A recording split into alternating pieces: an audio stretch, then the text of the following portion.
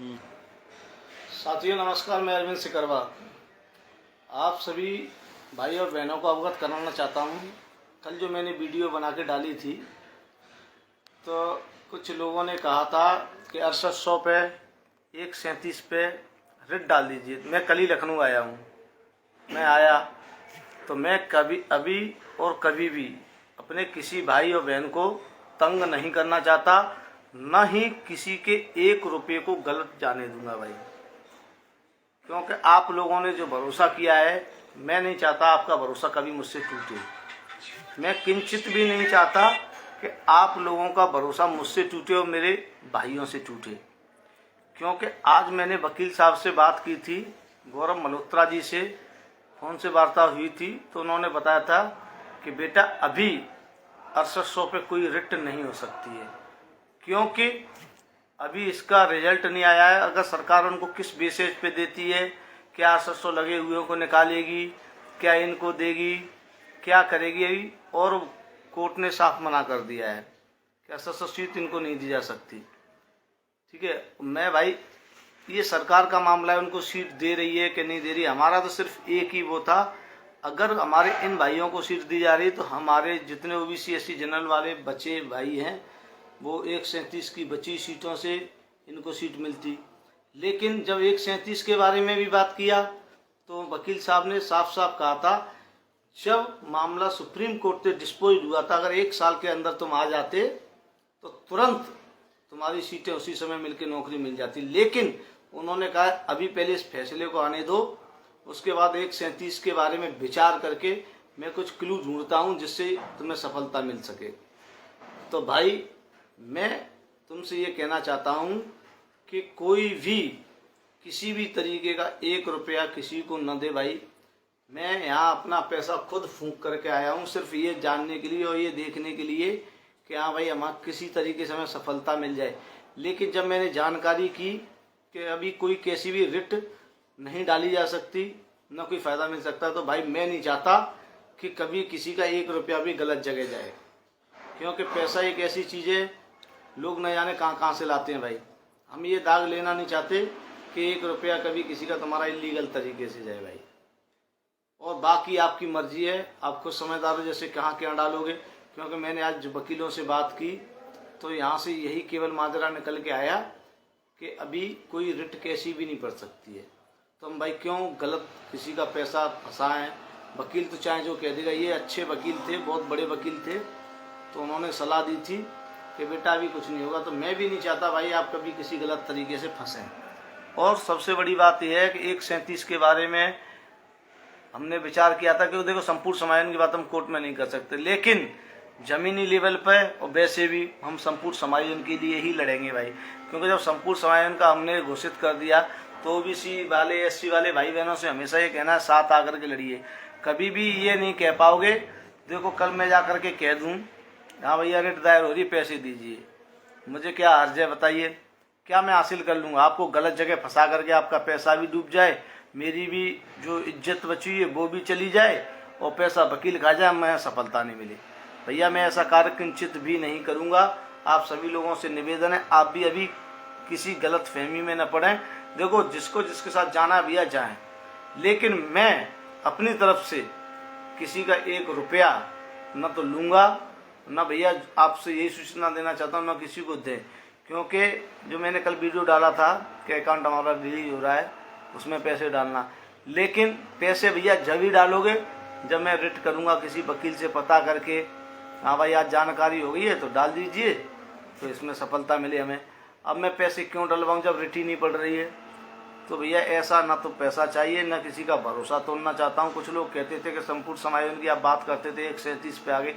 भैया ये बताइए संपूर्ण समायोजन की हम कोर्ट में कैसे कर सकते थे? अब तो 137 का भी इस समय नहीं हो पा रहा है, तो संपूर्ण समायोजन के लिए तो भैया हम लड़ ही रहे हैं।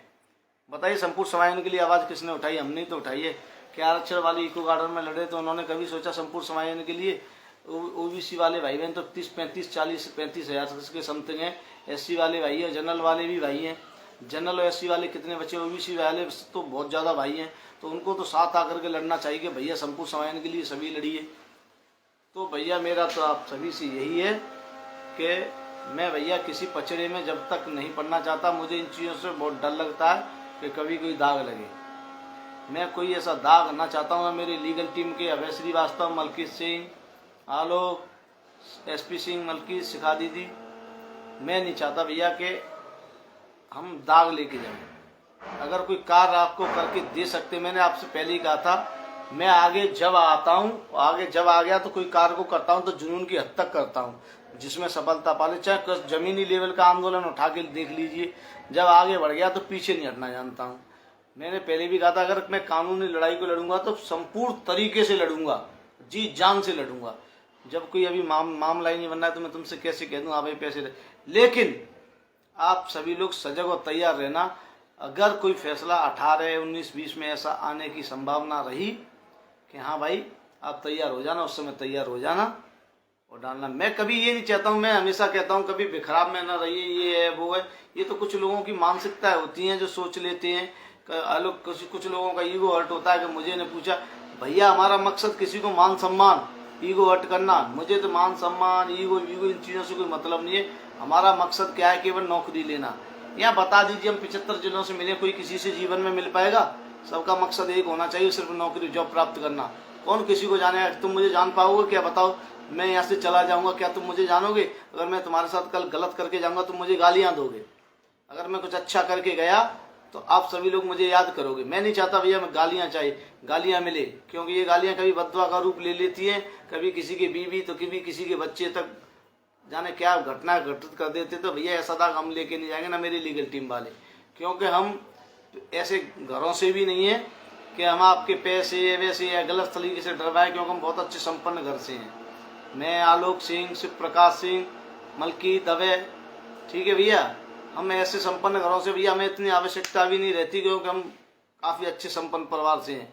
तो हम नहीं चाहते कि एक भी दाग या आपका पैसा गलत जाए। जब पता है कुछ लोग तो ऐसे थे, हमारे धरने में आते थे, पड़ोसी से पैसे तक लेके आते थे। तो हम नहीं चाहते हैं भैया किसी का आए तो कोई बददुआ दो। तो मैं आप लोगों को भी सलाह देता हूँ कि अभी आप किसी भी तरीके से किसी के साथ न जुड़े भैया। जुड़े तो केवल लीगल टीम से जुड़े। जब कोई बात होगी आपको बताई जाएगी।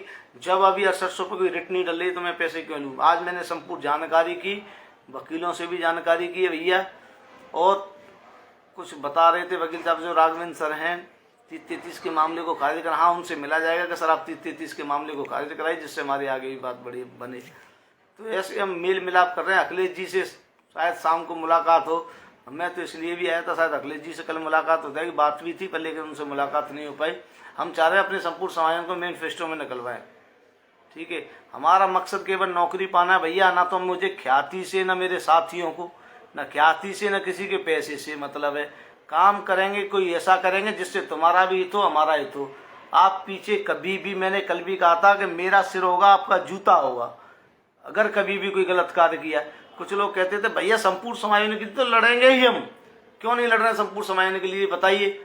हमने अखिलेश जी के यहाँ भी जो ज्ञापन दिया था संपूर्ण समायोजन का दिया था। तुम कहते हो कि मुझे ये बता दो कोर्ट में संपूर्ण समायोजन को कैसे घोषित करोगे? क्या कोर्ट दे देगा संपूर्ण समायोजन?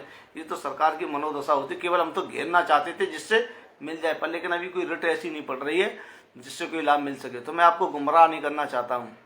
मेरा तो आप सभी से यही निवेदन है। हाँ भाई, जिस दिन हम कह देंगे आज आपकी रिट पड़ रही है, उस समय आपसे कहा जाएगा इतने इतने पैसे दीजिए भाई। वकील से बात कर ली जाएगी। एक लोगों ने 20 लोगों को ले जा करके वकील से बात कर ली जाएगी, भैया ऐसे ऐसे उस हिसाब से पैसे दीजिए। हमें ये नहीं चाहिए, झंझट नहीं चाहिए, क्योंकि बहुत से लोग हैं, हम इस दर्द को जानते हैं। अखिलेश शुक्ला, विनय, अंशु सिंह थे, इनको सालों को पैसा कलेक्ट करके दिया। उस समय बढ़िया वकील कर देते नहीं तो उस समय हम 22 या 23 या जो सीट जुड़ जाती, आज हम विद्यालय में होते। कुछ लोग 20 लोगों की टुकड़ी बना करके कौन से केस को जिता पाएंगे? आप बताइए। 10 लोग 15 लोग आपस में टुकड़ियां करके दे दीजिए किसी को, वो पैसे खा जाएगा और 10-15 हज़ार का वकील कर देगा, केस आ जाएगा। पता है, हर चीज़ अच्छी तरीके से लड़नी चाहिए कि अच्छे वकील को करोगे तो केस भी लड़ोगे। हरीश सॉल्वे उस समय हो जाता 22 हज़ार के लिए, कब के हम जीत जाते। तो मेरा आप सभी से यही निवेदन है भाई कि मैं और मेरी टीम के साथी कभी भी आपका अहित नहीं करेंगे, और कभी भी आप ये दाग लगा देना मैं और मेरे साथियों पर कि हाँ भाई ये पैसे किसी के खाते हैं। अरविंद सिकरवार, शिव प्रकाश, आलोक सिंह, मलकीत, अभय, ठीक है भैया। विवेक द्विवेदी शिखा। भैया देखो, मैं पर्सनली नहीं जानता, इसीलिए मैंने पता है ये अकाउंट क्यों खुलवाया था। मैं साफ साफ खुली बात करता हूँ, मैं कभी किसी के पर्सनल अकाउंट में पैसे नहीं जाने दूंगा भाई। मैं चाहता हूँ कि संगठन के नाम से अकाउंट हो और सबकी नज़र में रहो, सब स्टेटमेंट ले सको। हर किसी का अधिकार है। संगठन मेरा और मेरे बाप का नहीं है।